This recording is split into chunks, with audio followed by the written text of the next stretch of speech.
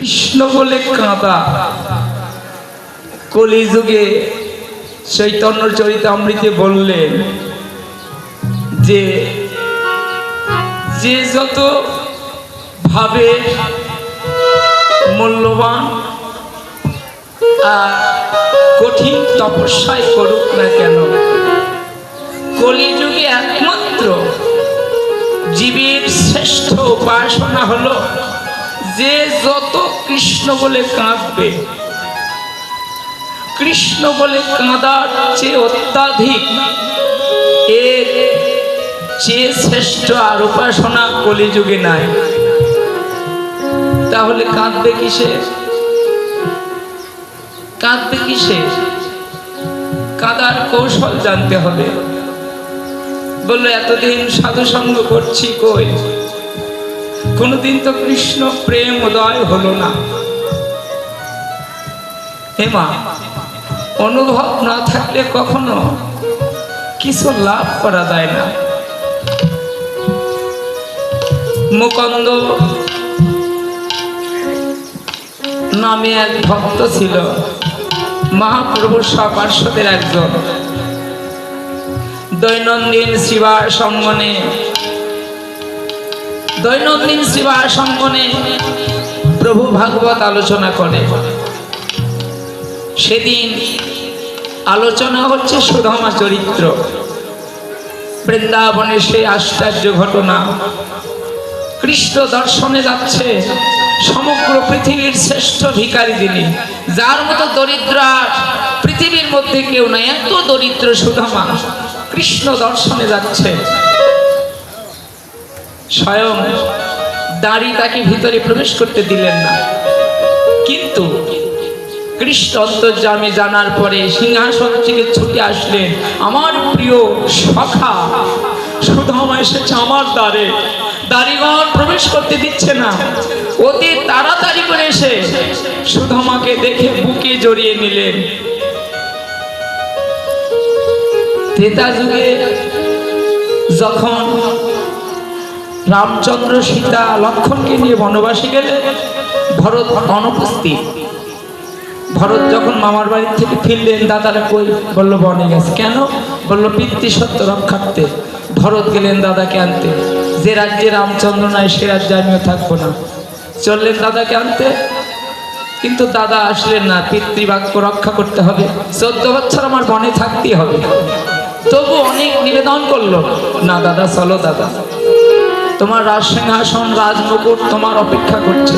বললো না, আমি আর রাজ্যে ফিরবো না, 14 বছর পর আমি রাজ্যে ফিরবো, এর আগে না।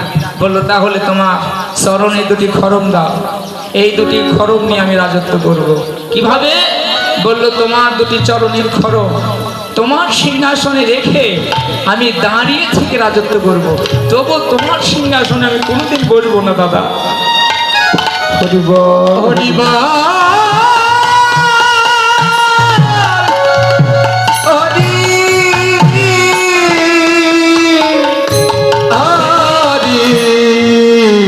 সেদিন ভরত রামের সিংহাসনে ভরত রামচন্দ্রের 2টি খড়ম রেখে রাজত্ব করছিলেন। আজকে কৃষ্ণ সরাসরি সুদামাকে নিয়ে একবারে সিংহাসনে বসালেন। ভক্তের কাছে ভগবান যদি ঋণী হয়, সেদিন ভগবান চেষ্টা করে যে কিভাবে আমি পরিশোধ করব। ত্রেতা যুগে ছিল ভরত, হ্যাঁ, তারপরে হলো সুদামা। এই সুদামাকে সিংহাসনে বসিয়ে রুক্মিণী সত্যভামা জল ঢালছে, আর কৃষ্ণ স্বয়ং ভক্তের পদ ধৌত করে দিচ্ছে। ভক্তের চরণামৃত মস্তকে নিচ্ছে, মুখে দিয়ে সেবা করছে। এবার সেই পাঠে সকল ভক্তগণ আকুল প্রাণে কেঁদে ভেসে যাচ্ছে, কিন্তু মুকুন্দের চোখে জল নাই। সবাই কাঁদছে, মুকুন্দ কাঁদছে না। লজ্জাবোধ হলো। সেদিনের মতো ভাগবত বিশ্রাম করে সকল ভক্তগণ বাড়িতে ফিরে গেলেন। মুকুন্দ বস্ত্রের মধ্যে 2-3টা গোলমরিচ লুকিয়ে নিলেন। পরের দিন আসার সময় গোলমরিচ নিয়ে চলে আসলেন। আবার শিবা সঙ্গনে ভাগবত সঙ্গ হচ্ছে। সকল ভক্তগণ সেদিনও প্রভু মধুর করে ভাগবত পাঠ করছে, সকল ভক্তগণ কেঁদে গড়াগড়ি যাচ্ছে, কিন্তু মুকুন্দের চোখে জল নাই। খুব লজ্জাবোধ হচ্ছে। কটির থেকে বস্ত্রের মধু থেকে গোলমরিচ বের করে চোখে লেগে দিয়েছে, চোখে লাগছে, জ্বলছে, অমনি চোখ থেকে ঝরঝর করে জল ঝরে পড়ছে। মহাপ্রভু অন্তর্যামী জানতে পারলেন যে মুকুন্দ চোখে গোলমরিচ দিয়ে কাঁদছে। মহাপ্রভু মুকুন্দকে আড়ালে নিয়ে গেলেন। ও মুকুন্দ, তুমি চোখে গোলমরিচ দিয়ে কাঁদছ? বললো, প্রভু, যে দেহে প্রেম নাই, যে দেহে অনুরাগ নাই, যে দেহে ভজন নাই, তাতে এমন হওয়ার কথা। প্রেম শুনলে কোনোদিন অনুরাগ আসে? তখন প্রভু বললেন, মুকুন্দ, এই প্রেম শূন্য দেহেও প্রেমের উদ্দীপন হয়, উদয় হয়। যারা প্রেমিক মহাজন, যারা কৃষ্ণ বলে কাঁদতে জানে, কৃষ্ণ বলে কাঁদার মানুষে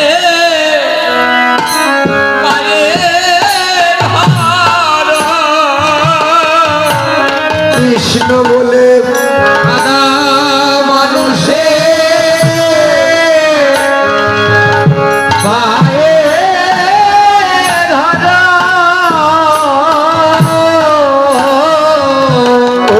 কৃষ্ণ বলে বলি মানুষে ওরে পায়ে ধরো।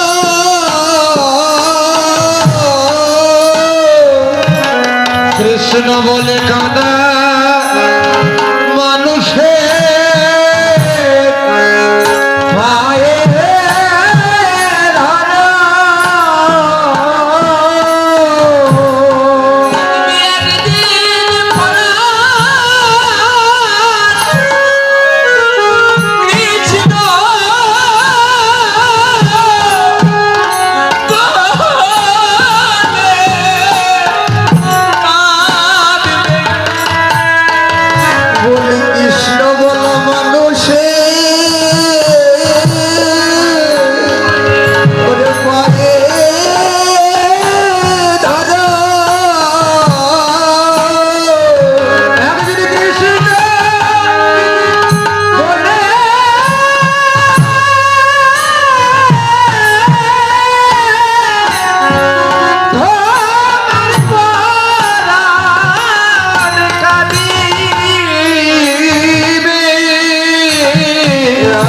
কৃষ্ণ বলা মানুষে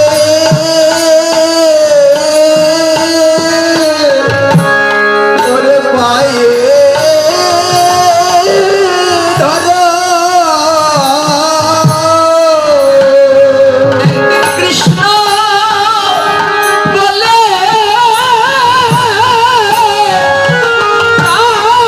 কাঁদিবে, যদি কাঁদা মানুষে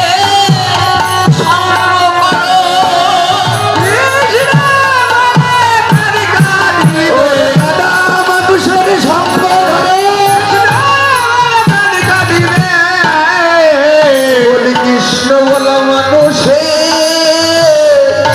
ওরে পায়ে ধরা।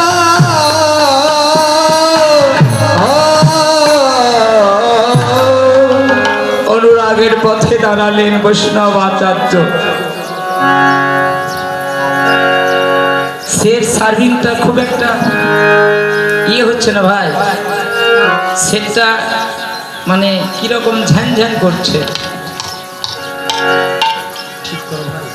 অনুরাগের পথে দাঁড়িয়েছে বৈষ্ণব আচার্য, গৌর চরণে শরণাগত হয়ে গৌর চরণে প্রার্থনা করছে, প্রাণ গৌর হে, তুমি আমায় আশীর্বাদ করো। বলি সেই দিন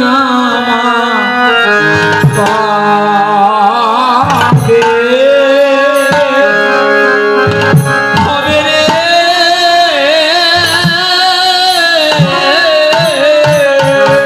ও বলি সেই দিন আমার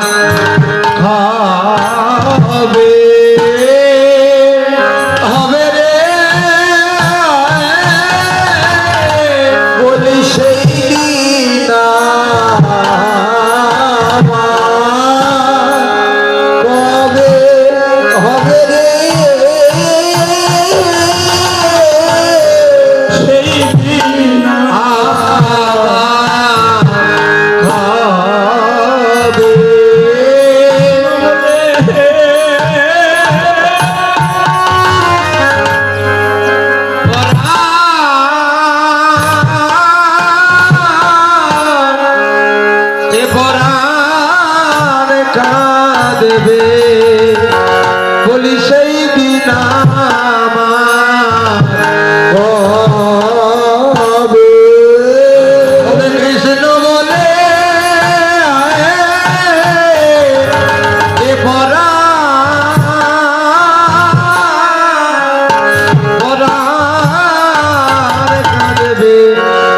বলি সেই দিন আমার ভাবে হবে রে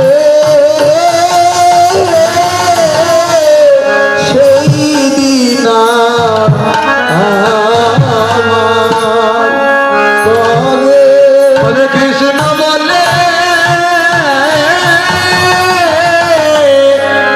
এ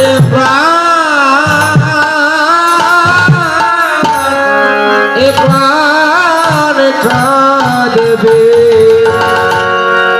তবে কৃষ্ণ বলে পাবে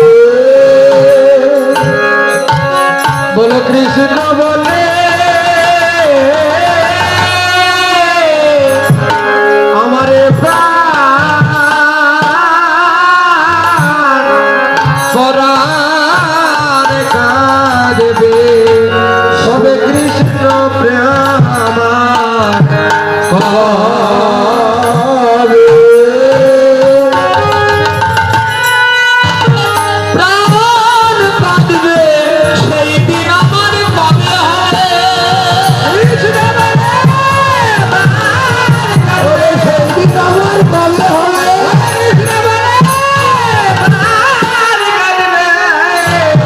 বলি সেই দিন আমার হবে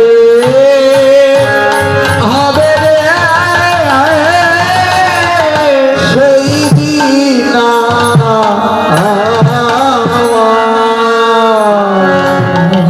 গৌরীর আদর্শ জগজনকে শিখাতে লাগলো। ওগো খেলায় অবি